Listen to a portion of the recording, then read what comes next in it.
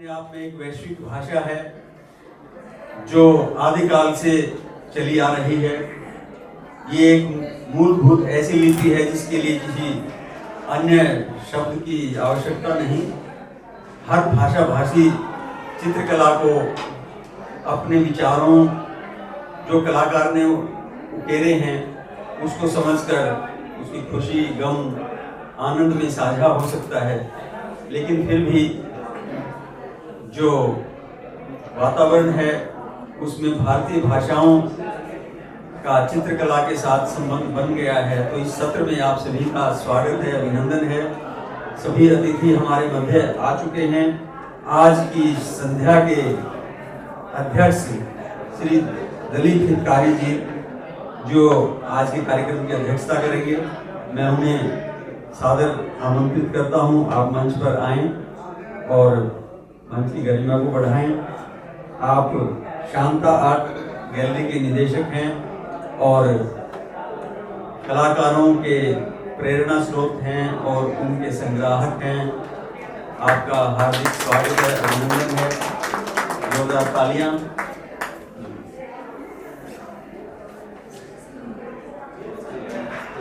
आज हमारे अति विशिष्ट अतिथि श्री आनंद नारायण जी जो बड़े अच्छे चित्रकार हैं, राष्ट्रपति अवार्ड हैं, अभी पिछले वर्ष ही ललित कला का बहुत बड़ा सम्मान जो राष्ट्रीय सम्मान दिया जाता है राष्ट्रपति जी के हाथों, वो आपको प्राप्त हुआ है और आप कला के प्रति समर्पित हैं। आपका हम अभिनंदन करते हैं। आप मंच पर आएं। और सामाजिक गतिविधियों में भी निरंतर गतिमान हैं, अनेक सामाजिक संस्थाओं के साथ जुड़ी हुई हैं। आपका हार्दिक स्वागत है, अभिनंदन है। हमारे विशिष्ट वक्ता श्री अमित दत्त जी आज उपस्थित हैं। बड़े सौम्य चित्रकार हैं और इनकी चित्रकला की विशेषता है कि एक संगीत इनकी चित्रकला में ताना बाना घूमता हुआ एक कविता की तरह जुड़ता जाता है।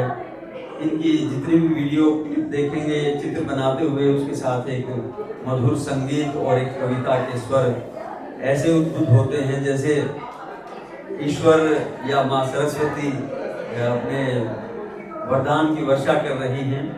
तो आप आज हमारे मध्य हैं, आपका स्वागत है, अभिनंदन है। एक सौम्य, एक रूपवान से चित्रकार जो आजकल बड़ी धूम मचाए हुए हैं मीडिया में, श्री रूपचंद जी हमारे मध्य हैं और अपनी रुचि के साथ साथ कलम पर भी इन्होंने ध्यान केंद्रित कर रखा है। आपका स्वागत है, अभिनंदन है। आप आएं। हमारे मध्य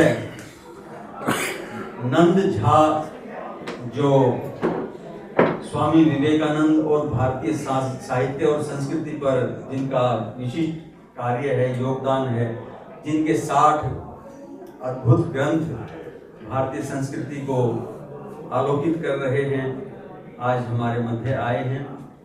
वे भी अपने विचार रखेंगे। उनके लिए जोरदार तालियां। अभी उन्हें भी आमंत्रित करेंगे। ऋषि जी, आप क्या है आप अभी धन्यवाद। तो कार्यक्रम प्रारंभ होने से पहले मैं चाहूंगा कि सब अतिथियों का परिचय के साथ अभिनंदन किया जाए। तो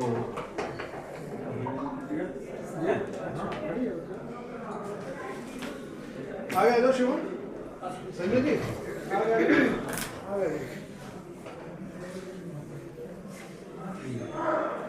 आदरणीय ऋषि जी आए और हमारे अतिथियों का अभिनंदन करें। श्री आनंद नारायण जी को श्री दिलीप हितकारी जी और ऋषि जी एक स्मृति चिन्ह प्रदान करेंगे। सर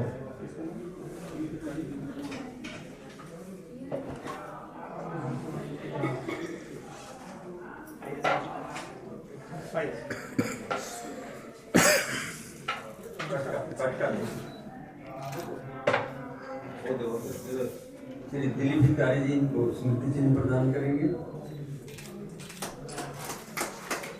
स्वागत, जोरदार तालियां। श्री अमित दत्त,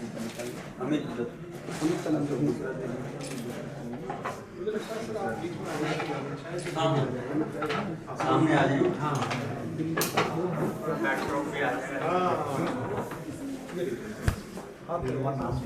आप दे है ना।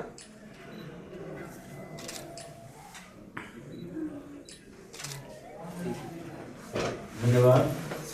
मैं अमित दत्त जी से आग्रह करूंगा कि आप आएं और ऋषि जी और आदरणीय भिकारी जी उनका अभिनंदन करेंगे।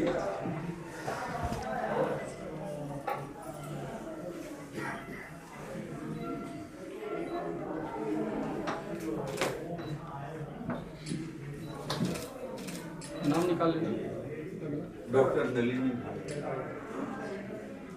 आदरणीय डॉक्टर नलिनी भार्गव जी का अभिनंदन करेंगे श्री ऋषि जी और श्री दिलीप भिकारी जी।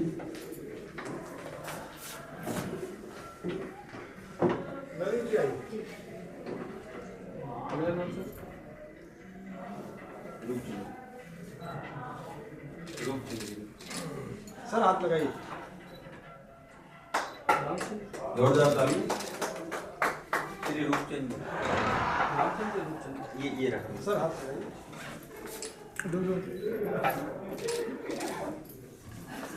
हमारे मध्य चित्रकार रूपचंद जी हैं, उनका अभिनंदन करेंगे श्री आदरणीय ऋषि कुमार जी शर्मा और दिलीप भिकारी जी।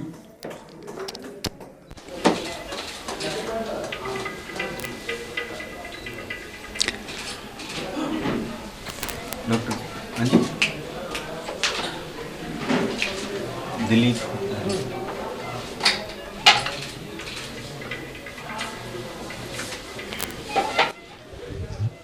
और सम्मान की श्रृंखला में जो आज के अध्यक्ष हैं, जिनके हाथों सभी का सम्मान हुआ है, उनका सम्मान मैं भी करना चाहूँगा। श्री दिलीप हितकारी जी जो कला संरक्षक हैं,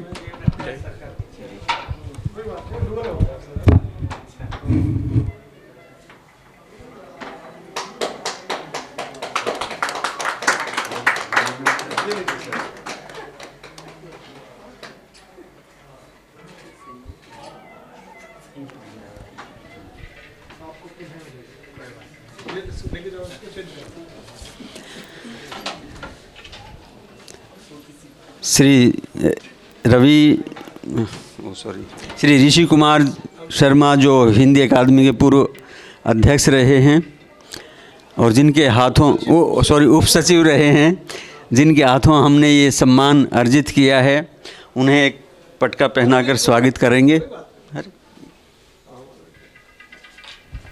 श्री दिलीप हितकारी जी और आनंद नारायण जी।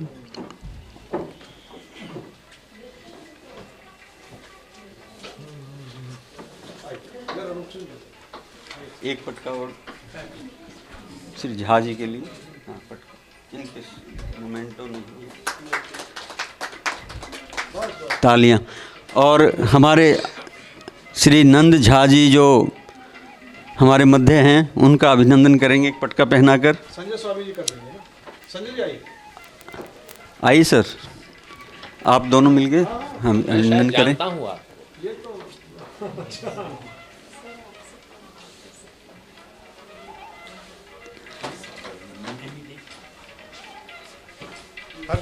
जी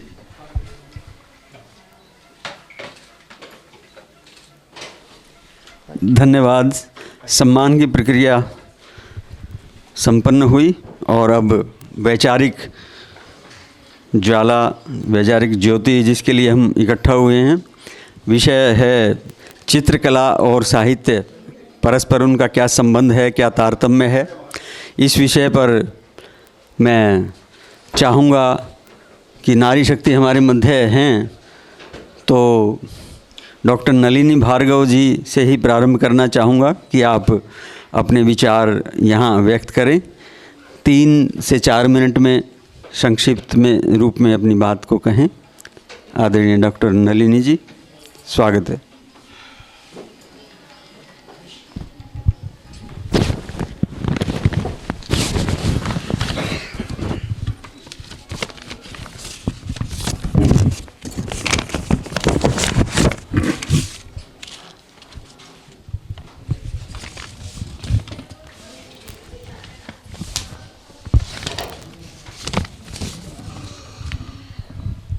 शब्द विचारों का संसार रचते हैं।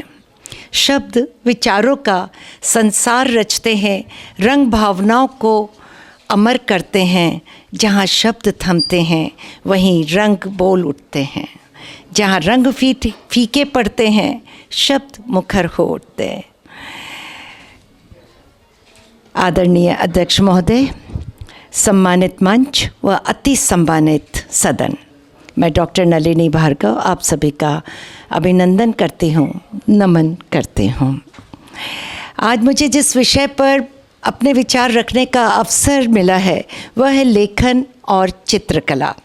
ये विषय केवल कला का नहीं बल्कि मानव अभिव्यक्ति, संवेदना और आत्मा की भाषा का विषय है। लेखन शब्दों के माध्यम से विचारों को अभिव्यक्त करता है, जबकि चित्रकला रंगों और रेखाओं के माध्यम से भावनाओं को रूप देती है। दिखने में ये दोनों अलग अलग लग सकते हैं, पर वास्तव में इनका स्रोत एक ही है, मनुष्य का अंतर मन। इतिहास की ओर देखें तो शब्दों से पहले चित्र में गुफाओं की दीवारों पर चित्र बने हुए होते थे। आकृतियां हम देखते हैं, भीमबेटका है भोपाल में और आसपास और भी कई जगह हैं गुफाओं में जहाँ पे हमने आकृतियां देखी। वो आकृतियां शिकार, उस समय का परिवार, उस समय का परिवेश और उस समय के जीवन की जीवनचर्या और संघर्ष की कहानियाँ कहता है। तो हम कह सकते हैं कि चित्रकला मानव की पहली भाषा थी, जब हमारे पास भाषा नहीं थी। इसी के द्वारा हमने भाषा का सृजन किया और चित्रकला ही हमारी मानव जीवन की पहली भाषा थी, हम ऐसा मान सकते हैं। जब हम प्रेमचंद की कोई कहानी पढ़ते हैं तो हमें केवल शब्द नहीं दिखते हैं, तब गांव दिखता है, गांव के लोग दिखते हैं, उनकी जीवनचर्या, दिनचर्या, जीवन संघर्ष दिखाई देता है। वहीं जब किसी चित्रकार द्वारा माँ व बच्चे का बनाया हुआ कोई स्केच हम देखते हैं और माँ दुलार रही होती है, निहार रही होती है अपने बच्चे की तरफ, तब हमारे मन में बरबस प्रेम, भावना, करुणा, इन सब का संचार हो उठता है। तो यही लेखन व चित्रकला की शक्ति है। लेखक शब्दों से चित्र बनाता है और चित्रकार रंगों से कथा कहानी बुनता है। एक अच्छा उपन्यास पढ़ते समय हम उस कहानी का हिस्सा बन जाते हैं और एक गहरे चित्र को देखते समय हम अपना ही कोई अंश उसमें खोजने लगते हैं। अर्थात जब लेखक सच्चे मन से, सच्चे भाव से कुछ लिखता है तो उसकी कलम तुलिका बन जाती है। और जब चित्रकार पूर्ण संवेदना से चित्र बनाता है, रंगों के माध्यम से अपनी भावनाएं उंडेल देता है, तो उसका चित्र बोलने लगता है। यहाँ बैठे हुए जितने चित्रकार हैं उन सब के चित्र बोलते हैं। आपने बाहर देखा ही होगा। लेखन और चित्रकला दोनों के लिए धैर्य, संवेदनशील दृष्टि और ईमानदारी आवश्यक है। उदाहरण के लिए एक कलाकार यदि केवल रंग भरता है, चित्र सुंदर तो हो जाएगा, नाना प्रकार के रंग भर दिए उसने और चित्र को सुंदर बना दिया, पर वो चित्र आत्मा को नहीं छुआ तो वो चित्र अपने आप में पूर्ण नहीं होता है। और वैसे ही एक लेखक यदि केवल शब्दों को जोड़ कर डिक्शनरी में से शब्दों को निकाल कर कोई कहानी लिखता है, उपन्यास लिखता है, लेख लिखता है, तो वो हृदय को स्पर्श नहीं कर सकता। लेखन हमें सोचने की शक्ति देता है, चित्रकला महसूस करने की क्षमता। लेखन तर्क को दर्शाता है, चित्रकला भावना को, पर दोनों का लक्ष्य एक ही है, मनुष्य को स्वयं से जोड़ने का। भाषाएं अलग हो सकती हैं, देश और संस्कृतियां भी अलग हो सकती हैं, लेकिन रंगों और भावनाओं की भाषा पूरी दुनिया के लिए एक जैसी, एक समान होती है। उदाहरण के लिए मोनालिसा की मुस्कान ले लीजिए। हर देश में लोगों को आकर्षित लगती है, चाहे वे उसकी कहानी को जाने या ना जाने। कभी किसी डायरी में लिखी 2 पंक्तियां भी हमारे मन को छू जाती हैं और कभी कभी एक साधारण सा स्केच हमारे मन को शांत कर देता है। यही तो इन दोनों कलाओं की शक्ति है। लेखन और चित्रकला शोर से भागने का रास्ता नहीं है, बल्कि मौन से मिलने का माध्यम है। वे हमें याद दिलाते हैं कि सत्य समझाया नहीं जा सकता, अनुभव बताया नहीं जा सकता, या फिर हम उन्हें लेखनी के माध्यम से उनको उकेर देते हैं। अंत में मैं यही कहना चाहूँगी कि लेखन और चित्रकला केवल कला नहीं है, वे संवाद हैं। मनुष्य और उसकी आत्मा के मध्य का संवाद है। जहाँ शब्द मौन हो जाते हैं वहाँ चित्र बोलने लगते हैं, और जहाँ रंग सीमित हो जाते हैं वहाँ शब्द चित्र रच देते हैं। इसी संतुलन में मानव अभिव्यक्ति पूर्णता है। अंत में यही कहना चाहूँगी, कलम और कूची के संग रचते हैं हम अपनी पहचान। कलम और कूची के संग रचते हैं हम अपनी संस्कृति की उड़ान। यही है हमारी अपनी संस्कृति।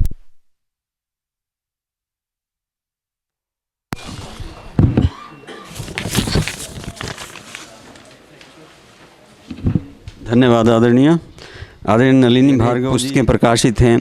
तंजौर शैली की चित्रकला आपका विशेष सिद्धहस्त है उसमें, और आपको समाज रत्न पुरस्कार, दृष्टिदूत पुरस्कार, वुमेन ऑफ सब्सटेंस अवार्ड, संस्कृति के सारथी गुरु सम्मान, देवी अहिल्या नारी गौरव अलंकरण आदि सम्मानों से अलंकृत किया जा चुका है।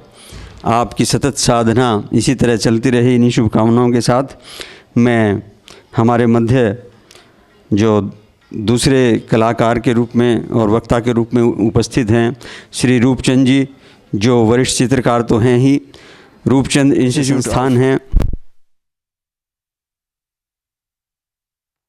आपको अनेक सम्मान प्राप्त हो चुके हैं, कई देशों की यात्राएं।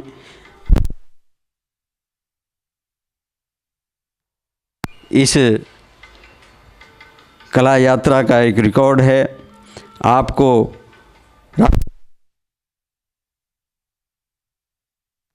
जिसे सम्मानित भी किया जा चुका है। मैं आपसे विनम्र आग्रह करूंगा कि कला और साहित्य पर आप अपने विचार। हमारे इस सत्र के अध्यक्ष परम आदरणीय दिलीप भिकारी जी, शांता आर्ट गैलरी के डायरेक्टर हैं, आइकन्स गैलरी के ट्रेजरर हैं और बहुत बड़े आर्ट कलेक्टर हैं। मेरी पिछले दिनों सोलो प्रदर्शनी का जो उन्होंने आयोजन किया, अपनी गैलरी में किया, बहुत ही भव्य किया, उनके लिए आभार। बाकी मंच पर उपस्थित सभी साथी कलाकारगण और सामने दर्शकगण, मैं बहुत बहुत आभारी हूँ इस प्लेटफॉर्म पर अपनी कुछ बातें कहने का। यहाँ पर सभी एक से एक बड़े साहित्यकार हैं, कलाकार हैं, बड़े बड़े बुद्धिजीवी हैं। तो सभी को मालूम है कि किस तरह से कला और लेखन का आपस में किस तरह से तात्पर्य है, किस तरह से सामंजस्य है।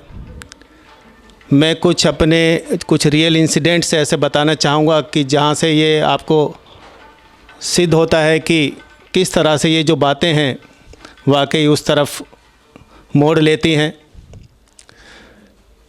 सबसे पहले अगर लेखन की बात करें, कला की बात करें, उन सब का जो स्रोत है हम सभी को मालूम है, एक विचार है। तो जैसे ही कोई विचार आता है, कहते हैं कि एक जो कलाकृति है करीब 1000 शब्दों के बराबर होती है। तो जब हम अभी आप बाहर हमारी जो कला दीर्घा में जो कलाकृतियाँ लगी हुई हैं सभी कलाकारों की, तो जब आप पेंटिंग्स देखते हैं कोई भी, जो मैंने अपने विचार रखे या किसी भी कलाकार ने अपने विचार रखे, वो अब उसका अपना विचार हो सकता है। लेकिन जितने भी दर्शक हैं या आप अपने अपने जब तरीके से उसे देखते हैं तो हो सकता है आपके विचार भिन्न भी हों। सही मायने में जो कलाकार ने बनाया वो तो अपने विचार हैं ही, लेकिन कहीं ना कहीं जब आप अपने विचार से अपने एंगल से उसे देखते हैं तो वो भी कुछ गलत नहीं है, तो वो भी अपनी जगह सटीक हैं। 2-3 बातें मैं बताना चाहता हूँ क्योंकि समय की जो है यहाँ पर हमें ध्यान रखना है।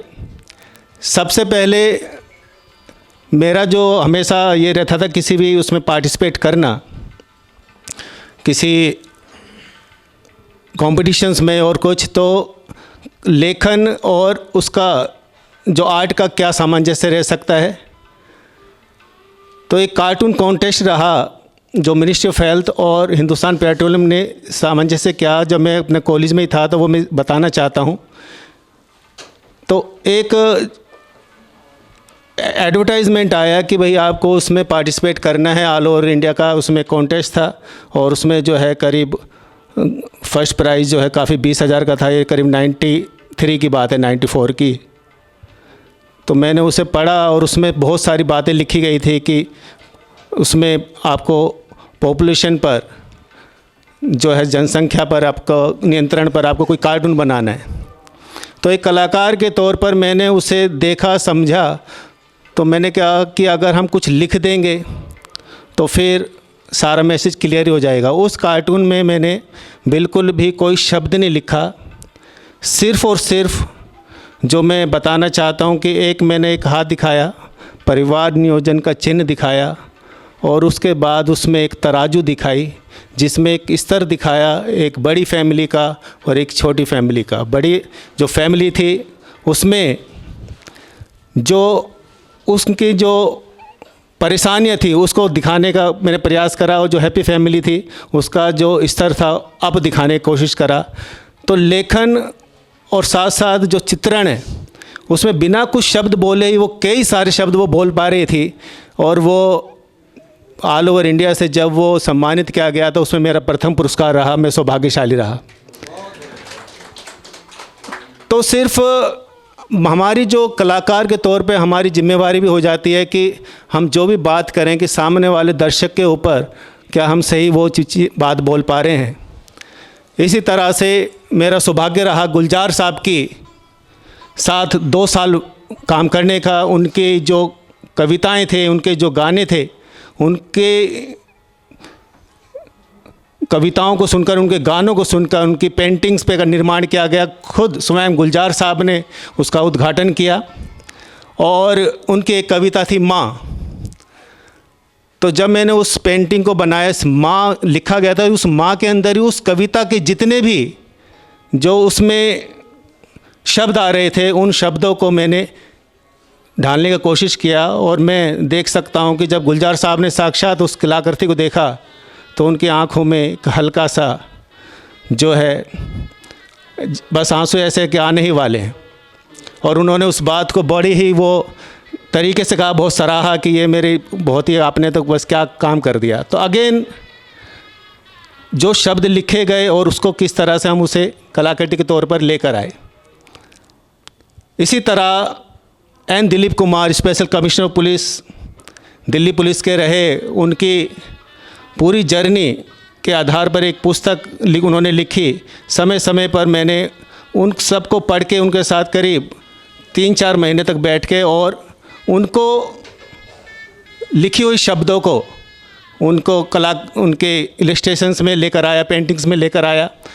बकासुर उन्होंने उसका पुस्तक का जो है कवर पेज रखा और उस पर भी डिज़ाइन करने का कोशिश किया। इसी तरह से हमारे बहुत सारे इस तरह से कविताओं के आधार पर, लेखों के आधार पर कि आप पद्मा बिनानी जी जो बिनानी सीमेंट के जो मालिक हैं, उनकी मदर 75 साल पर उनकी एक पुस्तक लेकर आए कि उन पर कविता लिखी जाए और उसके ऊपर पेंटिंग्स बनाई जाएं। तो उन 75 कविताओं पर मैंने 75 पेंटिंग्स बनाने का प्रयास किया। अगेन जो लेखन है और साथ के साथ लेखन के साथ साथ जो उनको मैं जब मुझे कलाकृति में जब लेकर आना वो ज़्यादा इम्पोर्टेंट हो जाता है। तो एक कलाकार के तौर पर हमें उसे समझना, उस चीज़ को उस लेवल तक लेके जाना, और सामने जब दर्शकों के सामने बात आती है तो वो आप सभी को देखते हैं, और वही हम सब कलाकारों के लिए बहुत ही प्रेरणा का स्रोत होती हैं। तो बहुत बहुत धन्यवाद मुझे इस मंच पर देने के लिए। मैंने बाकी जो बेसिक चीज़ें वो सब बताएंगे, लेकिन मैंने अपने एक्सपीरियंस शेयर किए कि किस तरह से हम कला और लेखन में किस तरह सामंजस्य मैंने प्रैक्टिकल तौर पे लिया। बहुत बहुत धन्यवाद। धन्यवाद, बहुत ही अच्छा अनुभव आपने साझा किया। अब इसी क्रम को आगे बढ़ाते हुए हमारे मध्य एक वरिष्ठ चित्रकार श्री अमित दत्त जी, जो सिर्फ चित्रकार ही नहीं, बड़ी सौम्य सी ऊर्जा वाले, बहुत ही एक कलात्मक के साथ संगीतात्मकता जिनके रचना धर्म में है। आप प्रतिभाशाली शिक्षक भी हैं, कवि और वरिष्ठ चित्रकार भी हैं। आपकी कलाकृतियाँ पैरालौकिक स्तर पर मानवीय चेतना का साक्षात्कार कराती महसूस होती हैं। आपको अकादमी अवार्ड, साहित्य कला परिषद पुरस्कार, आईफेक्स राष्ट्रीय पुरस्कार, दिल्ली राज्य पुरस्कार सहित कला के क्षेत्र के अनेक सम्मान और पुरस्कार प्राप्त हो चुके हैं। आज हमारा सौभाग्य है कि आपकी इस जीवन की कला यात्रा के कुछ विचार, संस्मरण और लेखन से संबंधित भाव हम ग्रहण करेंगे। जोरदार तालियां इनके लिए। जी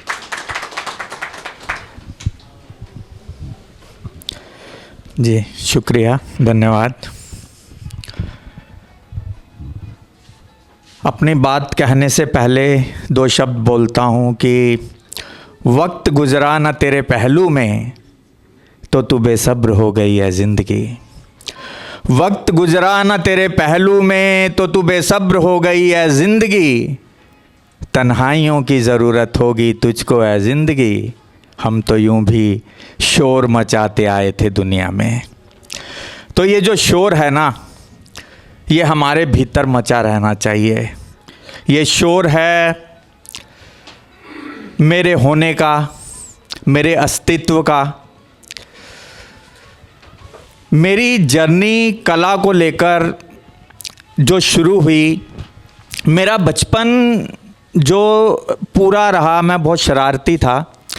तो बड़ी हैरानी की बात है कि स्कूल लेवल पे मैंने कभी आर्ट नहीं करी। मेरे पास आर्ट सब्जेक्ट नहीं था, कला का। मेरे को लाइंस, कलर्स से मेरा अभी कोई ऐसा अनुभव नहीं हुआ था। मैं एथलीट था और लंबी दौड़, लॉन्ग डिस्टेंसर था, लंबी दौड़ दौड़ता था और स्पोर्ट्स में ही रहा थ्रू आउट। जब मैंने 12वीं जब पास आउट करी तो उसके बाद जो है ये मेरे भीतर एक कलाकार छुपा हुआ है। ये एक कलाकार हैं अमृत पटेल जी। उन्होंने जो है वो मेरे अंदर उस कलाकार को ढूंढ के निकाला और उन्होंने मुझे रास्ता दिया जो है आर्ट कॉलेज तक जाने का। उसके बाद ये कला की जर्नी मेरी चलती रही। साथ के साथ लेखन का भी जो है एक प्रक्रिया स्टार्ट हुई। तो मन में विचार आने लगे कि कला की मैंने विधिवत शिक्षा ग्रहण करी, लेकिन लेखन का ये सिलसिला कैसे शुरू हुआ। तो जब अपना आत्मसात किया, अपने भीतर उतरकर अपने आप को समझने की कोशिश करी, तो समझ में आया कि इसका सारा श्रेय जो है हमारे जो है मैं अपने पिताजी को दूंगा, क्योंकि उनको साहित्य से बहुत लगाव था। और मैं जब तक वो रहे मैंने उनको बिना किताब के कभी देखा नहीं। हिंदी, उर्दू और इंग्लिश, ये तीनों लैंग्वेजेस के अंदर कोई ऐसा साहित्यकार, कोई ऐसा पोएट, वो चलते फिरते एक डिक्शनरी थे। उनसे किसी भी कलाकार के बारे में बात करो, किसी भी चीज़ के बारे में बात करो, तो उनके पास हर सवाल का जो है जवाब था। और बचपन से जब छोटा था तो वो छोटी छोटी कुछ चीज़ों को जो है वो पंक्तियों को दोहराया करते थे। उनकी बातें जब हम सुनते थे, बाहर से कुछ जब मिलने कुछ उनके फ्रेंड्स आते थे, तो उन जब बातों को हम सुनते थे तो मुझे याद है अक्सर कामायनी का, जयशंकर प्रसाद जी की कामायनी का जिक्र होता था। और बाद में जब मैंने कला के क्षेत्र में उतरा तो मैंने कामायनी पर पूरी एक सीरीज़ करी, और बॉम्बे में मैंने जो है बजाज आर्ट गैलरी के अंदर उसके जो हैं चित्र लगाए। तो कामायनी की कुछ लाइनें जो वो अक्सर दोहराया करते थे, मेरे जहन में अभी भी बिल्कुल ज्यों की त्यों रखी हैं कि हिमगिरी के उतुंग शिखर पर बैठ शिला की शीतल छां, एक पुरुष भीगे नयनों से देख रहा था प्रलय प्रवाह। ऊपर हिम था नीचे जल था, ऊपर हिम था नीचे जल था, एक तरल था एक सघन, और एक तत्व की ही प्रधानता, उसे कहो जड़ या चेतन। तो तब तो ये सिर्फ पंक्तियां मात्र लगती थीं। अब जबकि इस चित्रकार बने और जब जो है अनुभूति होने लगी, शब्द जो है महसूस होने लगे, आत्मा को छूने लगे, उतरने लगे, तो समझ आया कि उनकी इन पंक्तियों के कितने गहरे भाव थे कि ऊपर हिम था नीचे जल था, एक तरल था एक सघन, और एक तत्व की ही प्रधानता। ऊपर हिम है, सघन है, सॉलिड है, नीचे जल है, तरल है, लिक्विड फॉर्म में है, लेकिन दोनों में तत्व एक ही है। एक जड़ हो चुका है, एक चेतन है। तो इसी तरह से चीज़ें चलती रहीं। फिर पेंटिंग्स मेरी चलती रही, साथ के साथ जो है मैं कविताएं भी लिखता रहा। ये जो भाव था ये मेरे बहुत गहरे में उतरा। अक्सर ये प्रश्न मैं अपने आप से करता था कि पेंटिंग तो मैं कर रहा हूँ क्योंकि शिक्षा दीक्षा ली है, मैं लिख क्यों रहा हूँ? तो ये जो शब्द थे, ये जो भाव था, ये शब्द बने और उनको मैंने लिखा अपनी कविता में, जो है शब्दों के माध्यम से इन भावों को पिरोया कि रात चांद ढूंढता रहा अपने साए को, रात चांद ढूंढता रहा अपने साए को, जैसे मैं ढूंढता फिरता हूँ रेखाओं रंगों में खुद को। कभी कभी शब्दों से भी भिड़ जाता हूँ मैं, कभी कभी शब्दों से भी भिड़ जाता हूँ मैं, ये शब्द अभी ठीक से पहचानते नहीं मुझको शायद, ये शब्द घायल कर देते हैं, चुप जाते हैं फांस की तरह कभी। वो एक पाँव पर कूदती फांदती घायल नज़्म देखते हो? हाँ, ख्यालों का परिंदा जब गुजरेगा इधर से तो खींच लेगा सब दर्द इसका, या कोई नर्म ख्याल मरहम बनकर पिघल जाएगा इसकी सतह पर। इस कैनवस को पहचानते हो?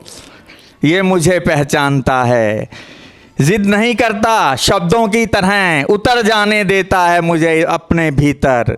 कई रंग कई रेखाएं उतार चुका हूँ, कई बार खुद भी उतरा हूँ, पर तह तक नहीं पहुँचा हूँ अभी, गहरा बहुत है। वो साए थे ना जो कल रात चांद ढूंढता फिरता था जिनको, अब यहीं रहते हैं इसी कैनवास पर। काले थे मगर रंग बिरंगे होकर घूमते रहते हैं यहाँ वहाँ। वो चांद था ना जो एक बार टांग दिया था उसको भी मैंने इसी कैनवास पर, तभी से आसमान पे रहता है, रंगों से डरता है शायद इसीलिए रात में निकलता है, रंगों से डरता है शायद इसीलिए रात में निकलता है। तो बस इसी तरह जो है पोइट्री जो है, मैं कहूँ कविता और पेंटिंग मेरी जो है दोनों साथ साथ चलती हैं, और कोशिश करता हूँ कि अपने एहसासों के साथ अपने भावों के साथ जो है ईमानदार हो सकूं, तो उस ईमानदारी को बरतता हूं। और दोनों चीज़ें मेरी बहुत स्पॉन्टेनियस चलती हैं और ऐसे ही सहज भाव से वो चीज़ें आती हैं, वो चलती हैं। और वैसे भी चित्रकला और लेखन असल में ये विषय ही नहीं है, जो विषय है वो है हमारे भीतर उमड़ते एहसास, हमारी भावनाएं, हमारी संवेदनाएं। लेखन और चित्रकला तो मैं कहूँगा कि माध्यम हैं हमारे भावों की अभिव्यक्ति के, वो साधन हैं। तो इनके मूल विषय जो इसका जो है वो हमारी भावनाएं, संवेदनाएं हैं, जो हमें अपने आप से और हमारे उन कृतियों को दूसरे से दूसरे तक पहुंचाने के लिए, उनसे उनके हृदय को अपने हृदय से जोड़ने तक का जो है एक सफ़र है ये, कि बात जो दिल से चली पहुंचती क्यों कर कहाँ, बात बस एक ही तो है ये जो फासला है दरमियाँ। और बात जो दिल से चली पहुंचती क्यों कर कहाँ, बात बस एक ही तो है ये जो फासला है दरमियाँ। चांद फिर भी करीब है, दूर फासला जो दरमियाँ। बात जो मैं थोड़ा सा भटक रहा हूँ उस चीज़ से। तो काफ़ी पहले ये जो है कविता जो है मैंने लिखी थी, तो उनके बीच की कुछ लाइनों को मैं शायद मिस कर रहा हूँ। तो मैं यहीं पर ही जो है अपनी वाणी को जो है मैं विश्राम देता हूँ। और थैंक यू सो मच जी। बहुत धन्यवाद, आपने अपनी कला यात्रा को हमारे साथ साझा किया। बहुत ही अच्छे जीवन के अनुभव जो हैं उनको आपने बताया।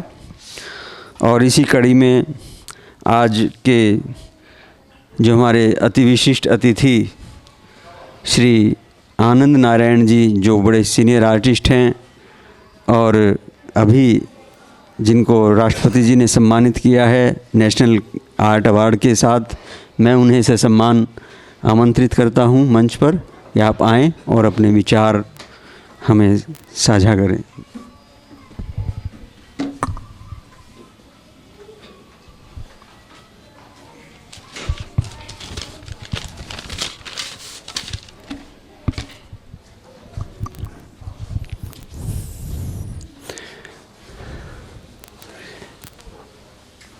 मन सो गया थक कर मगर कारवां चलता रहा। मन सो गया थक कर मगर कारवां चलता रहा। कल जो सोचा था दिवस में रात भर चलता रहा, रात भर चलता रहा। सभा में उपस्थित सभी रचनाकारों एवं कला प्रेमियों का यथा योग्य अभिवादन। तृतीय अंतर्राष्ट्रीय भाषा सम्मेलन 2026 में आमंत्रण के लिए हमारे आदरणीय अनिल जोशी जी को हृदय से आभार। कार्यक्रम के संयोजक मेरे मित्र हर्षवर्धन आर्या जी का धन्यवाद। कला और साहित्य पर बहुत सारी बातें हमारे साथियों ने बोल दी। अब मैं चाहता हूं कि साहित्य और कला के सरोकारों पर थोड़ी सी चर्चा मैं कर लूं।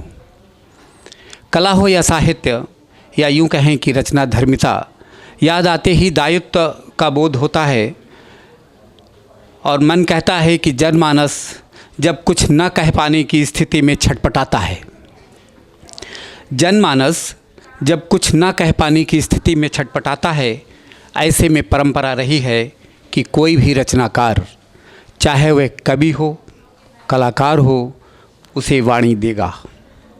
पर आज यहाँ कहने में कोई संकोच नहीं कि अधिकतर एक दूसरे के अनुकरण के चलते पुस्तकें हों या चित्रों के अंबार, काल, परिस्थिति, करुणा और क्रंदन कुछ भी तो नहीं है सिवाय लीपापोती के। बहुत कुछ अच्छा भी हो रहा है, बहुत कुछ अच्छा भी हो रहा है, और अच्छा हो इसके लिए मैं पूरी जिम्मेदारी से कहना चाहता हूँ कि विजय पथ पर मानवता के लिए दो पैरों के जानवरों से आगे निकलने की कोशिश होती रहनी चाहिए। बल्कि इसके उलट छोटे लिफाफे में बड़ी किताब घुसाने की महत्वाकांक्षाओं ने गद्य के उसावन से काव्य के पहाड़ पर करकट का ढेर इकट्ठा कर लिया। दरबारी आलोचक पुस्तकों की भीड़ में लेखक की खोज करते रहे। कला हो या साहित्य, समीक्षा के अजातशत्रु ओखली और मूसर की धमाचौकड़ी में लगे रहे। इसीलिए उस सावन में अच्छी फसल नहीं बचा पाए। परिणाम ये हुआ कि सूखे तालाब में डूबते उतराते जनमानस के यक्ष प्रश्न जस के तस तड़पते रहे। यहाँ पर मेरी एक पुस्तक वो आधुनिक कवि जो आने वाली है उसके एक आध मुक्तक का मैं प्रसंग देना चाहता हूँ, प्रसंगवश पढ़ना चाहता हूँ अगर इजाज़त है तो। विश्व बंधुत्व सुंदर वितान, विश्व बंधुत्व सुंदर वितान, चिल्लाती चुप्पी का विधिवत निदान, संयुक्त सरोकारों की वर्षगांठ, मूल्यों की समिधा से पूर्ण आहुति, उन्नयन के निमित्त स्व को आहुत करता क्यों नहीं, ओ आधुनिक कवि तू कुछ बोलता क्यों नहीं, ओ आधुनिक कवि तू कुछ बोलता क्यों नहीं। इसी प्रसंग से दूसरा है मुक्तक। कल और आज वैश्विक समाज भाषाई चिंतन की सुंदर छवि, निज भाषा की स्वतंत्र सत्ता को शत शत प्रणाम। चिरायु के फेरे में लिपटी मंगल कामनाओं के उज्ज्वल चित्रों को रेखांकित करता क्यों नहीं, ओ आधुनिक कवि तू कुछ बोलता क्यों नहीं। हम जैसे रचनाकारों की आलसी सभ्यता की निकम्मी प्रजातियों से भिड़ंत तो होती रहती है। हम जैसे रचनाकारों की आलसी सभ्यता की निकम्मी प्रजातियों से भिड़ंत तो होती रहती है और खाली दिमाग से शून्य की खोज से लेकर तमीज़ बनाम बदतमीज़ आदमी तक आते आते तमाम प्रश्नों से जूझते हुए एक चिंतनशील व्यक्ति क्या करे। शब्द चबाने वालों के साथ हो ले या मुखरता के साथ दरकते रिश्तों को उजागर करे। अंततः उम्मीद की जानी चाहिए कि इस समृद्ध सभा से में विचार विमर्श के बाद व्यक्तिगत पसंद नापसंद से मोह भंग होगा, जो हमारे यथार्थ को धुंधला और रहस्यमय बनाते हैं उन पर से आवरण हटाकर जो जनसाधारण की व्यापकता के लिए काम करेगा वह सराहा जाएगा। ऐसा साहित्य जो उनके अंदर का जलजला शांत कर सके। विकसित देश के लिए अहम की आहुति देनी पड़ेगी। विकसित देश के लिए अहम की आहुति अब देनी ही पड़ेगी। इसलिए कर्म प्रधान समाज में जन जन का विकास हो, पतित पावनी विचारधारा का प्रचार हो। हे लेखक तुम्हारी जय हो, हे लेखक तुम्हारी जय हो। धन्यवाद, धन्यवाद। बहुत बहुत धन्यवाद सर, बहुत ही सारगर्भित। अब हमारे मध्य आज के कार्यक्रम में जिनका सानिध्य है और जो इस पूरे आयोजन के कर्ता धर्ता हैं, बहुत ही सौम्य आदरणीय डॉक्टर अनिल जोशी जी हमारे मध्य आए हैं।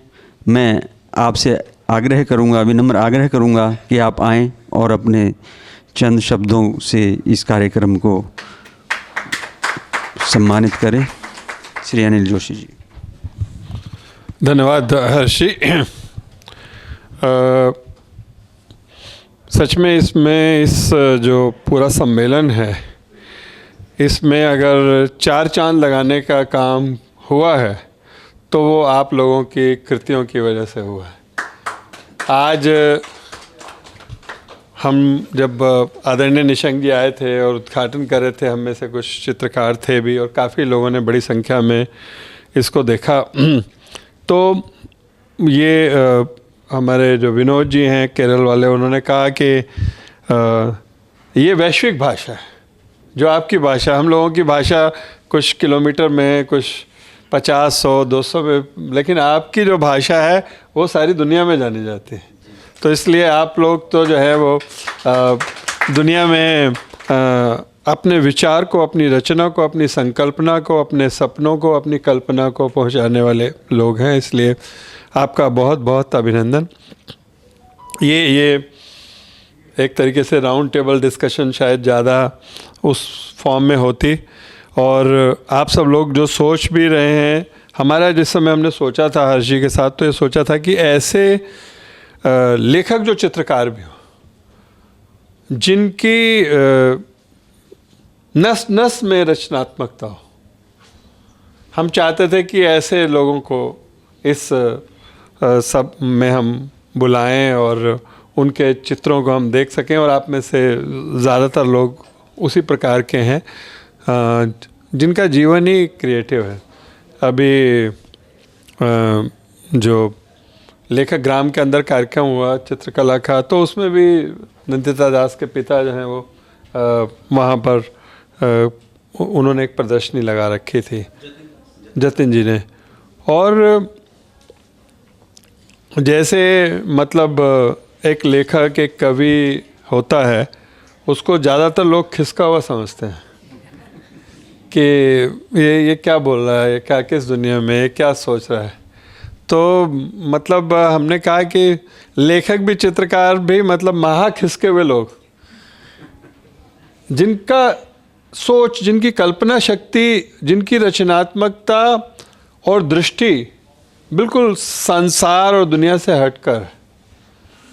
और मैं जब चित्रकारों के, सतीश गुजराल साहब की किताब पढ़ रहा था और इस तरह के बहुत सारे लोगों को जब पढ़ता हूँ, तो लगता है कि ये चीज़ तो कभी हमने सोची नहीं।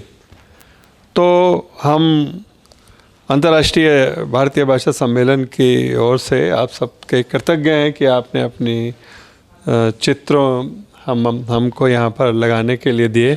हमारी आशा है कि इसमें देश विदेश से जो आए हुए लोग हैं वो इन चित्रों को निश्चित रूप से, बहुत सारे लोग मुझे आकर बताते भी हैं, चित्रों को पसंद करेंगे। और आपके कारण से भारतीय विचार, भारतीय विरासत, भारतीय संस्कृति, भारतीय दृष्टि दुनिया में जा पाएगी। ऐसी मेरी बहुत बहुत शुभकामनाएं। आप सब लोग आए, पुनः आपका बहुत बहुत अभिनंदन। बहुत बहुत धन्यवाद सर। आपकी जो मैं समझ सकता हूँ कि आपकी कितनी भागदौड़ है, कितने व्यस्त हैं आप। इसके बावजूद और सजती गई प्रकृति किसी कलाकार के कैनवास पर बिखरे विविध रंगों की तरह विभिन्न रूपों में। तो एक कलाकार की यात्रा भी इसी तरह है, छोटी छोटी लाइनें जोड़कर एक विशद कलाकृति का रूप लेती हैं, और जीवन का क्रम भी यही है। तो सबने इतने अच्छे विचार हमारे साथ साझा किए, और अब हमारे मध्य हैं एक ऐसे ही विराट बरगद, 60 पुस्तकें जिनकी भारतीय संस्कृति पर आ चुकी हैं। कल फ़ोन पर बात हो रही थी तो उनका विनम्र आग्रह आया कि मैं इस विषय पर कुछ अपने विचार व्यक्त करूंगा। ऐसे ऋषि तुल्य है जिनकी वेशभूषा भी ऐसी ही है, और जो माइक, माला और मंच से दूर सतत साधना में लगे रहते हैं। IGNC में जिनकी कई पुस्तकों का लोकार्पण हो चुका है, बड़ी बड़ी संस्थाएं जिनके माध्यम से अपने विविध गूढ़ विषयों पर पुस्तकें रचवा रही हैं, ऐसे श्री नंद झा जी हमारे मध्य हैं। मैं ज़ोरदार तालियों के साथ आपका अभिनंदन करता हूं। आप मंच पर आएं और इस विषय पर 4 मिनट तक अपने विचारों से हमें अनुग्रहित करें। श्री नंद झा जी।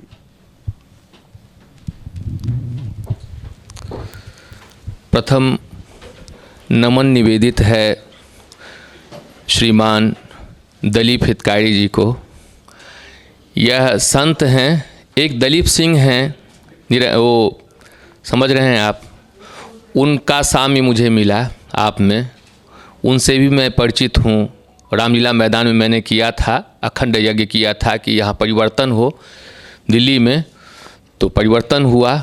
तो दलीप सिंह जी को मैंने आमंत्रित किया था, उनके रिप्रेजेंटेटिव लोग आए, और उनके चेहरे पे जो सौम्यता है वही आपके चेहरे पे पाया मैंने। तो उनकी अनुपस्थिति मुझे नहीं खली लगा कि वो भी आपके साथ उपस्थित हैं।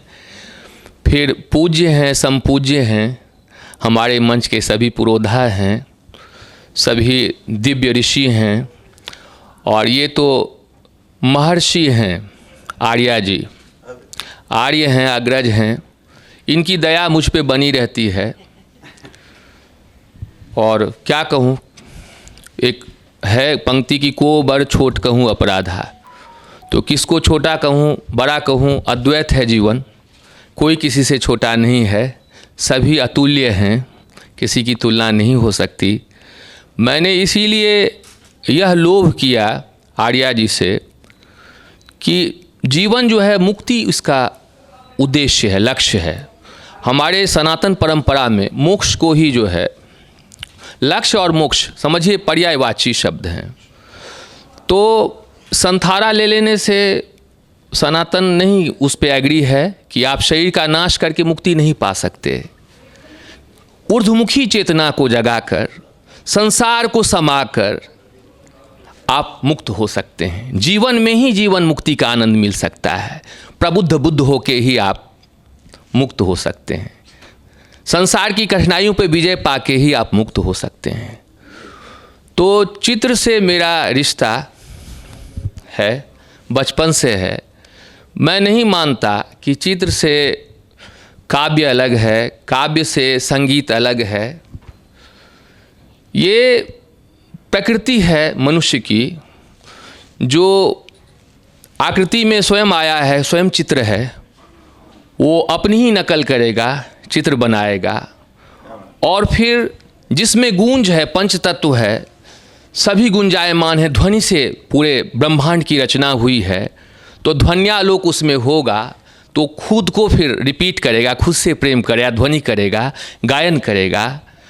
और उसके अंदर जो भी विरोधाभास है पंच तत्व की, चूँकि मिक्स होता है, ट्रीटमेंट होता है, तो वो विरोधाभास जो है काव्य के रूप में निर्झर की तरह झड़ेगी। तो वही सब सबके साथ घटित होता है, मेरे साथ भी घटित हुआ। मैं मानता हूँ कि चित्र में और काव्य में, और काव्य के दो प्रकार हो गए, चित्र का अभी तक दो प्रकार नहीं है। हाँ, इसके भी दो प्रकार हैं। इसका भी आधुनिकीकरण हुआ है और बड़ा सार्थक हुआ है, जिसके मर्मज्ञ हैं हमारे रूपचंद जैन जी, डॉक्टर साहब। इसमें क्या है, जिसको कहते हैं चित्र, हम मन है, जैसे बुद्ध ने कहा मन, चित्त, बुद्धि, अहंकार। तो मन के दो प्रकार हैं, अवचेतन और चेतन। तो जब हम चेतन मन से, जैसे हम आप देख रहे हैं, सोच सोच कर हम बोल रहे हैं, तो हमारा दायरा बहुत छोटा हो जाता है। मुझे पता है 5 फुट 10 इंच का हूँ और इतना वजन है मेरा, और बस इतने किलो का मैं उठा सकता हूँ।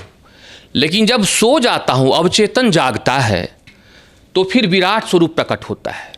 फिर मैं अमेरिका के राष्ट्रपति से भी बात कर सकता हूँ, प्रज्ञा खुल जाती है। ये सत्य है। यह जो शरीर है, आज विविध चिकित्साएं हैं, पद्धतियां हैं, लोग कहते हैं मैं आरोग्य दूंगा, लेकिन वास्तव में आपका शरीर ही सारी बीमारियों का निदान देने में सक्षम है। आप स्वयं ही ब्रह्मांड को विजय करने में सक्षम हैं। कोई आपको शास्त्र नहीं चाहिए, कोई आपको शस्त्र नहीं चाहिए, कोई सेना नहीं चाहिए। वो जो अवचेतन की प्रचंड शक्ति है वही काफ़ी होती है। तो ये जो चित्रकार हैं, इनके पास अवचेतन की शक्ति है। इसलिए श्रीमान जी ने कहा, जोशी जी ने, कि वैश्विक है, ये ब्रह्मांडीय है, ये वैश्विक ही नहीं है, इसमें कई ब्रह्मांड समाहित हैं। पहले लोग त्रिकालदर्शी होते थे, चूँकि वो अवचेतन में जीते थे। आज लोगों ने प्रैक्टिकलिटी सीख ली है। बाहर से जो कुछ गरेड़िए आए, हम उनका अनुसरण करने में लग गए हैं। हमको लगता है बड़े काबिल हैं वो, ठीक है। तो नकल खराब चीज़ है, वो हमें जो असल से दूर कर देती है, जीवन से परे कर देती है। तो चित्र इसलिए इमोर्टल है चूँकि अवचेतन से उपजता है। मैंने आज तक किसी को देख के आकृति नहीं बनाई। हमारे नवल सर हैं, जो जिनसे आप लोग शायद वाकिफ़ हैं, उनकी भी तस्वीर बनाई थी, तो आंख बंद करके बनाई। जिस प्रेयसी से मेरा विवाह हुआ, जिस कारण से मैं तबाह हुआ, और अभी फटेहाल घूम रहा हूँ, जहाँ जाता हूँ 20 रुपये लोग जेब में डाल देते हैं, उसकी भी मैंने तस्वीर बनाई थी, और भी अवचेतन से। वो अपने घर में पड़ी होगी, मैं नोटबुक पे, जिस पे मैं कविता लिखता हूँ, उसी पे चित्र भी बनाता हूँ। मैंने कलर भी नहीं लिए। मैंने जब गायन किया तो संगीत वाद्य यंत्र भी नहीं लिया, संगति जो करते हैं वो भी नहीं किया, क्योंकि मन में ही सितार बजते हैं, विचित्र वीणा का वादन होता है, नर्तक को ध्वनि सुनाई देती है, गायक को संगीती प्रतीत होती है, कवि को सारी प्रकृति जो है आभासित होती है, उसको किसी की जरूरत नहीं, वो मुक्ति है। तो वास्तव में कला मुक्ति देती है, और कुछ नहीं देती। ये मोक्ष का एक बहुत बड़ा प्रसाधन है, ये इसका मूल्य नहीं है, ये जीवन से भरा हुआ अमृत है। इसी अमृत का अनुमोदन करते थे स्वामी विवेकानंद। वो शिल्पकार थे, चित्रकार थे, कवि थे, लेखक थे, दार्शनिक थे। तो ये अभिन्न है, अकाट्य है, जीवन है, यह विषय से ऊपर है, यह अवचेतन की शक्ति है। अब हमारी कहाँ दुर्दशा होती है, जहाँ काव्य में भी हम आ जाते हैं किसको प्रगतिवादी में धारा में, जहाँ हम चित्र में भी कार्टून में उतर जाते हैं। तो कार्टून क्या है, वही प्रगतिवादी कविता है। और यहाँ जो कविता है, जो सोच सोच कर हम धुरंधर हैं, हमने कर्मठता की है, तो वहाँ आप कितने लगता है कि आप त्याज्य हो गए हैं, स्वयं को आप त्याग रहे हैं। लेकिन जब आप उस तरह से पद्य प्रमोद पढ़िए, या जिनका वर्णन किया था सौम्य ने अभी, हाँ, उनकी जयशंकर प्रसाद की कामायनी, तो वो सब अवचेतन की कविताएं हैं।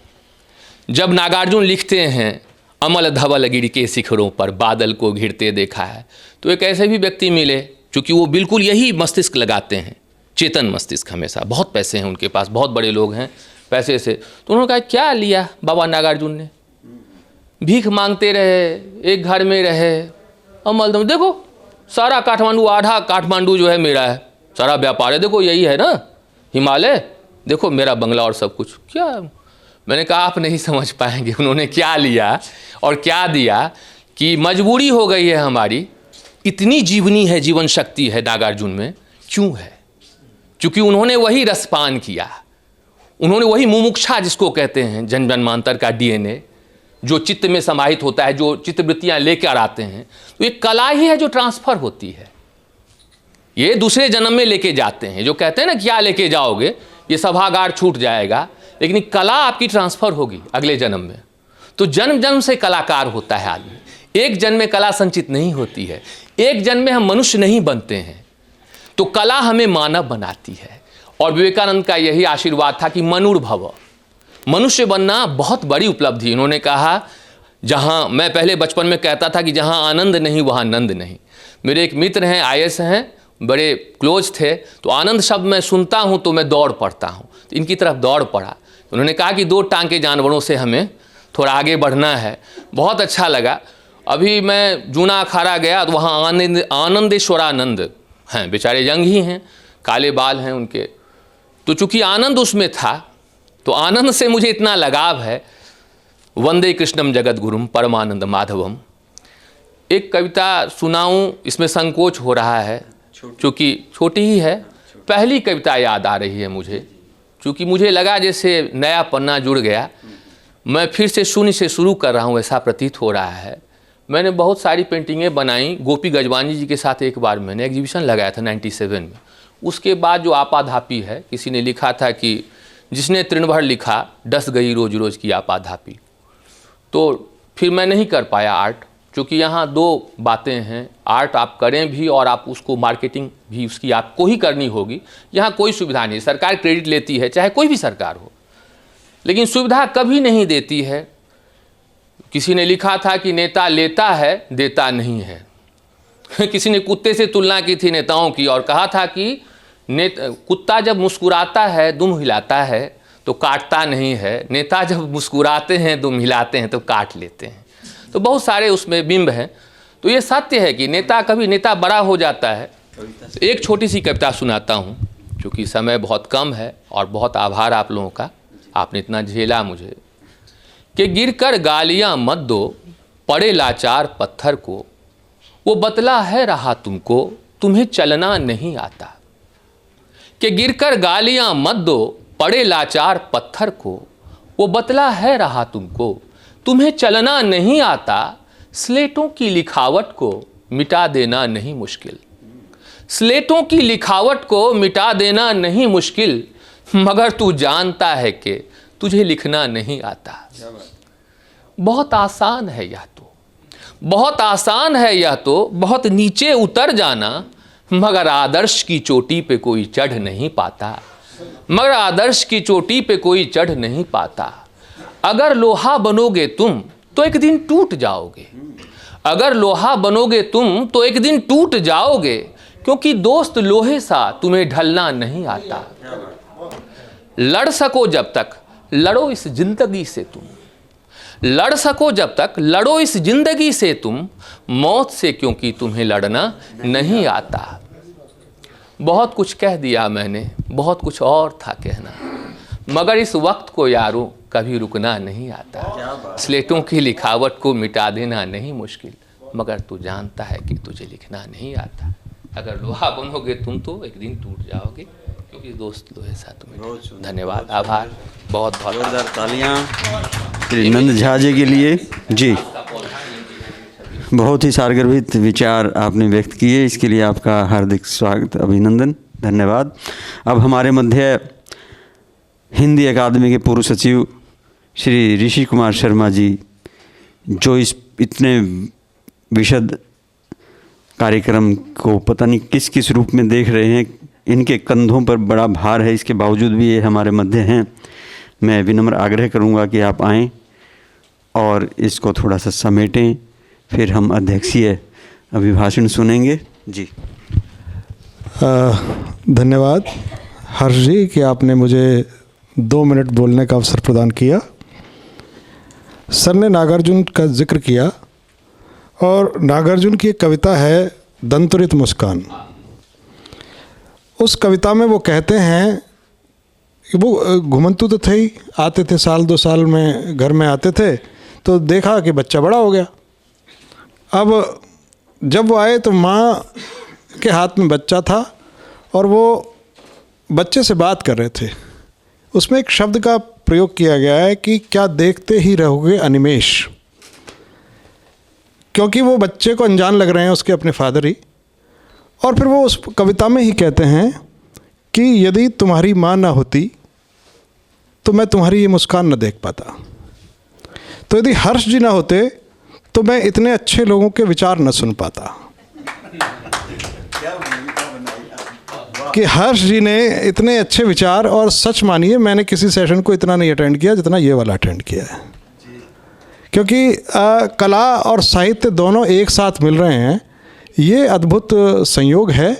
और मैं तो आभारी व्यक्त करने आया हूँ।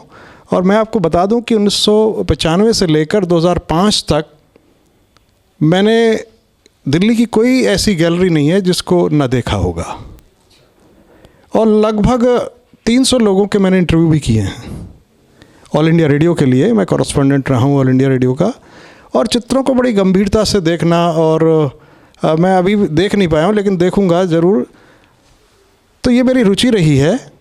और क्योंकि गुजराल साहब के चित्रों को भी देखने का अवसर मिला है, और जतिन दास के चित्रों को भी देखने का अवसर मिला है, तो और बहुत सारे चित्रों को देखने का अवसर मिला है। ये मुझे बड़ा प्रिय विषय है मेरा, इसलिए मैं यहाँ पर रुक पाया। और साथ में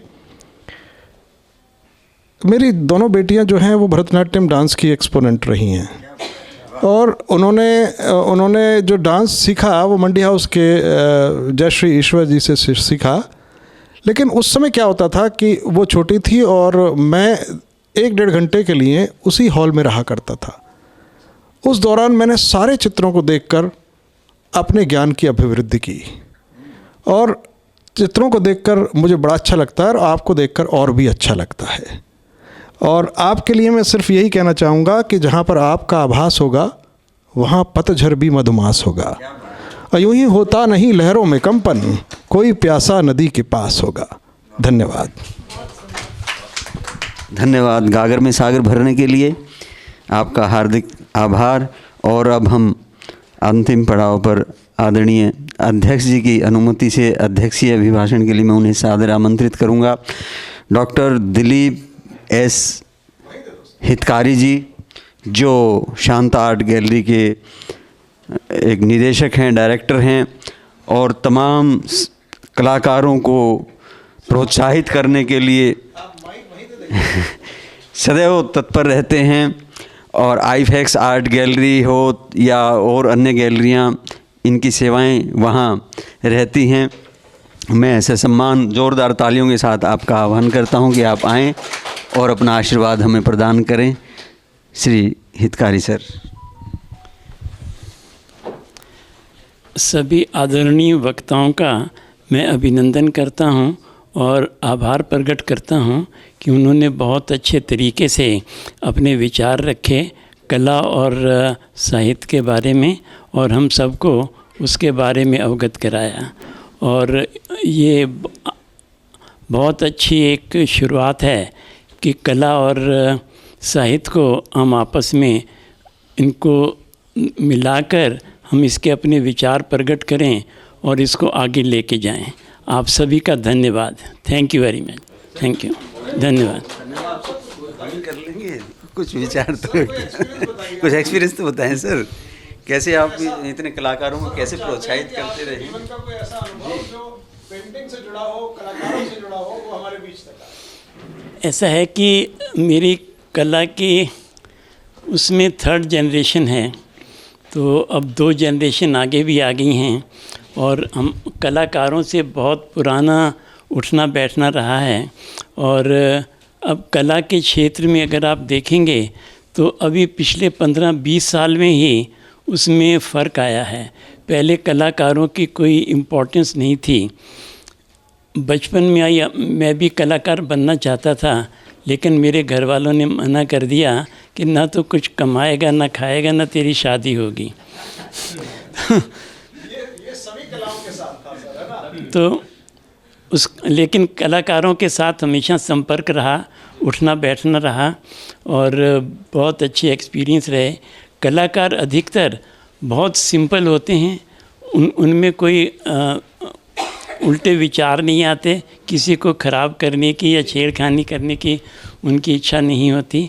लेकिन वो बात अलग है कि आजकल हालात अलग हो गए हैं, आजकल कलाकार भी बहुत एक्टिव हो गए हैं। लेकिन फिर भी आम तौर पे अगर हम देखा जाए तो कलाकारों के साथ अगर आप उठते बैठते हैं तो आपको अच्छा लगेगा। दे आर बहुत सिंपल और सीधे साधे होते हैं। तो और जितना भी हम कलाकारों को अगर प्रोत्साहित करते हैं, क्योंकि अभी भी कलाकारों को प्रोत्साहित करने का बहुत स्कोप है और उसके लिए कोई संस्थाएं या गवर्नमेंट आगे आ नहीं रही। तो उसके लिए जो अभी जैसे दिल्ली में करीब 2 लाख के करीब कलाकार हैं, लेकिन उनको अभी किसी को रिकॉग्निशन नहीं मिल रही। तो बहुत थोड़े हैं जो आगे बढ़े हैं, लेकिन हम आशा करते हैं कि ये जितनी भी कला की संस्थाएं हैं वो उनको एनकरेज करेंगी और वो भी आगे बढ़ेंगे। Thank you. अच्छा सर, हमारा एक प्रश्न है, आपकी जितनी भी कलाकृतियाँ जब लगती हैं जी, उसको लोग देखते हैं और लोग देखकर विचार व्यक्त करते हैं, तो आपको कैसा लगता है, एक कलाकार को कैसा लगता है? ऐसा है कि कलाकार जितने भी हैं, जो भी देखने आता है आम तौर पे उसको अच्छा ही बताता है। उनको जो सिर्फ ज़्यादा समझदार जैसे कोई कॉलेज के प्रोफेसर हैं या कोई सीनियर आर्टिस्ट हैं, वो ही उसके बारे में कह सकते हैं कि ये ठीक नहीं है, इसको ऐसे इम्प्रूव करो, इससे आप आगे बढ़ोगे। लेकिन आम तौर पे जो दर्शक आते हैं वो सिर्फ उसको देख के खुश होते हैं और आर्टिस्ट को कहते हैं अच्छा काम किया, लेकिन ख़रीदते नहीं। और ख़रीदने में भी ऐसा होता है कि अगर कलाकार बना के इकट्ठा ही करता रहेगा तो उसका भी कोई फ़ायदा नहीं है उसको। तो मैं कलाकारों को यही सजेस्ट करता हूँ कि जहाँ पर भी नेगोशिएट होता है, जितना मैक्सिमम आप नेगोशिएट करके अपनी कला को मार्केट में जाने दो। जब तक वो लोगों के घरों में नहीं जाएगी, लोग देखेंगे नहीं, आपकी मार्केट में एप्रिसिएशन नहीं होगी। उसमें सिर्फ ईगो नहीं होनी चाहिए कि अगर मैंने कला की रखा है कि मेरा प्राइस 25,000 है तो मैं 25,000 पे ही अटक जाऊं। क्योंकि उसमें क्या है कि कला पेंटिंग बनाने में खर्चा तो कोई है नहीं, 5-6 हज़ार का होगा मैक्सिमम, चाहे हुसैन की पेंटिंग हो चाहे कोई भी हो। लेकिन उसमें जो कलाकार ने अपना विचार प्रकट किए हैं, जो अपना एक्सपीरियंस दिया है, जो टाइम दिया है, उसकी वैल्यू है। तो उनको मैं यही सजेस्ट करता हूँ कि जहाँ पर भी आप बेच सकते हो इसे निकालो। जितनी मैक्सिमम मार्केट में जाएगी, लोगों के घरों में जाएगी, उतना आपका एक्सपोजर होगा। तो वो चीज़ बहुत ज़रूरी है। अगर आप बना के घर में इकट्ठे करते रहोगे तो आपकी फैमिली वाले ही आपके अगेंस्ट हो जाएंगे, कर क्या रहे हो। आज के जो युवा चित्र बना रहे हैं, जी, उसके लिए आपका क्या कहना है? युवा चित्रकारों के बारे में मैं यही कहता हूँ कि आप बनाओ, अलग अलग एग्जीबिशन में जाके देखो और हर एक को देखो कि किस कलाकार की कलाकृति को लोग अप्रिशिएट कर रहे हैं, खरीद रहे हैं। देखो बेसिकली कला करने का बेसिक मकसद है कि आप जो चीज़ बना रहे हैं मार्केट में जाए और उसकी सेल भी हो, आपकी इनकम भी हो। सिर्फ बना के अगर कोई आके अप्रिशिएट कर देता है वो काफ़ी नहीं है। तो जितना आप बनाओ और कोशिश करो कि मैक्सिमम आपकी सेल हो और एक्सपोजर हो आपके काम का। Thank you. धन्यवाद। सभी कलाकारों ने अपने इतने श्रेष्ठ विचार व्यक्त किए। कला और साहित्य का जो ताना बाना है उसे आपस में गूंथा। मुझे 2003 में संस्कृति मंत्रालय की फेलोशिप मिली थी जिसका विषय था कला और कविता परस्पर संवाद। तो उस दौर में मैंने M.F. हुसैन, मंजीत बाबा और तमाम जितने भी मेरे अच्छे आर्टिस्ट थे उनके चित्रों पर कविताएं लिखने का प्रयास किया। और कुछ जो गज़लकार हैं बशीर बद्र और मुनव्वर राणा, उनकी गज़लों पर कुछ पेंटिंग्स भी बनाई और एक अच्छा प्रयास रहा। जब भी मैं चित्र बनाता हूँ तो कुछ जो विचार उमड़ते घुमड़ते हैं तो मुझे फिर उसी दिशा में लेकर जाते हैं कि कला और कविता का परस्पर समन्वय होता रहे। उस दौर में श्री उदय प्रकाश जी, अशोक वाजपेयी जी और तमाम जो नामचीन साहित्यकार हैं उनके विचारों को इस विषय में जानने का प्रयास भी किया था। तो जो ये कला और कविता का संबंध है बरसों पुराना है। पुरानी ग्रंथ देखें, हम रामायण देखें, महाभारत देखें, उनमें उल्लेख इतना बारीक है कि वो अपने आप में ही चित्र प्रतीत होते हैं। तो साहित्य का और कला का जो ये ताना बाना है निरंतर चलता ही रहेगा। और आप सब ने इतने अच्छे विचार व्यक्त किए, इसके लिए मैं हृदय से आभार व्यक्त करता हूँ। और औपचारिक रूप से आदरणीय को आभार के लिए मैं आमंत्रित करूँगा। शुभ नाम। जी जी जी। कम बोलना भी अपने आप में आभार है। तो मेरा बड़ा मन था कि मैं इस विषय पर रुकूं। मेरा तो सत्र दोपहर में 2 बजे था। तो लेखन और चित्रकला तो आप सबसे परिचय हुआ और आप सभी ने यहाँ विषय पे बहुत अच्छी बातें रखी हैं कम समय में।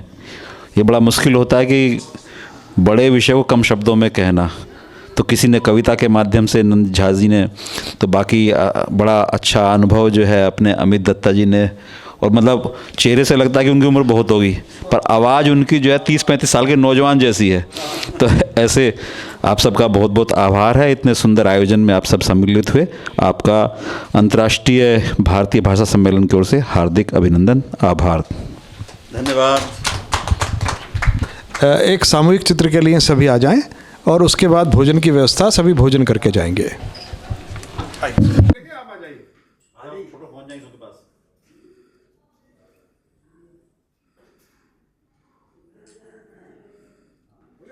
आ रहा है कोई?